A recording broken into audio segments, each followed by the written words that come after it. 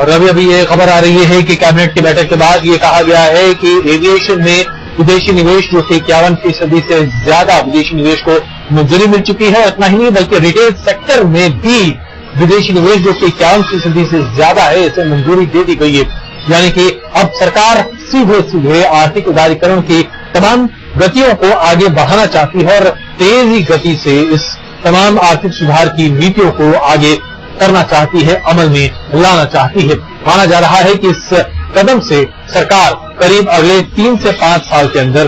$10 billion से ज्यादा का विदेशी निवेश सिर्फ रिटेल सेक्टर में ला पाएगी, ऐसा उम्मीद जताई जा रही है, ऐसा लगातार कहा जा रहा है। तो दो बहुत बड़े आर्थिक सुधारों की तरफ एक तरह से भारत सरकार ने कदम बढ़ाया है और कैबिनेट के जरिए इसकी मंजूरी मिल गई है।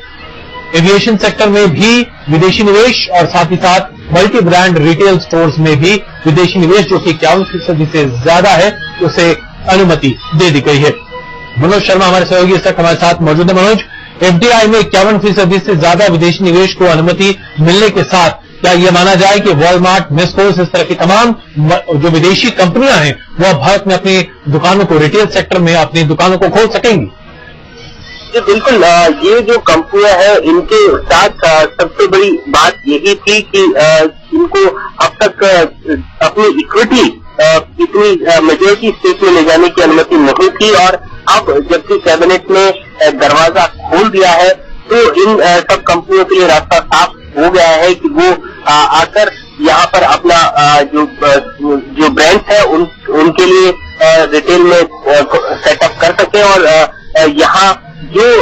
उनकी राह में जो अब तक जो परेशानियां थी वो इस पास होने के साथ ही दूर हो गई है और देश का रिटेल सेक्टर जो कि इतना बड़ा देश है, बहुत बड़ी एक अपॉर्चुनिटी है और काफी समय से ये जो कॉर्पोरेट थे बिल्कुल। मनोज, माफ कीजिएगा मैं आपको बीच में रोक रहा हूं, लेकिन एफडीआई में रिटेल और जो कि 51% से ज्यादा की जब बात है, हमारे साथ बीजेपी के अभी वरिष्ठ नेता मुख्तार अब्बास नकवी साहब मौजूद है। नकवी साहब, भारतीय जनता पार्टी लगातार एफडीआई में रिटेल का विरोध करती चली आ रही है, अभी कैबिनेट की मंजूरी आ चुकी है, आपकी पहली प्रतिक्रिया? देखिए, बहुत ही असंवेदनशील, बहुत ही देश के हितों के खिलाफ किया गया अगर ये निर्णय किया है सरकार ने तो बहुत ही गलत निर्णय है और इसका जबरदस्त पूरे देश में विरोध होगा। आज जिस तरह से देश की अर्थव्यवस्था को विदेशी बाजार के हाथों गिरवी रखने का श्री मनमोहन सिंह जी और श्रीमती सोनिया गांधी जी की सरकार षड्यंत्र कर रही है, निश्चित तौर पे ये बहुत ही खतरनाक मानसिकता के साथ ये सरकार काम कर रही है। उसे ये लगता है कि इससे पहले उदारवाद के नाम पर ये सरकार आई और देश को उदारवाद के रास्ते पर झोंक दिया और अब जो है वो फिर से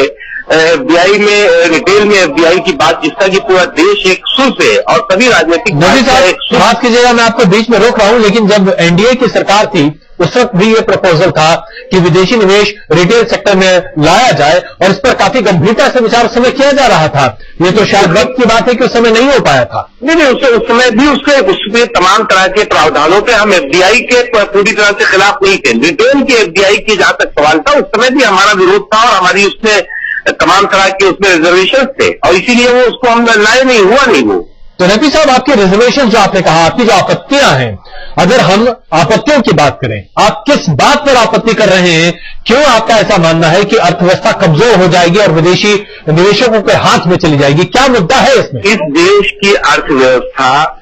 छोटे छोटे व्यापारियों, छोटे छोटे दुकानदारों, छोटे छोटे कामों के आधार पर है। ये इस देश की अर्थव्यवस्था का ताना बाना इस देश के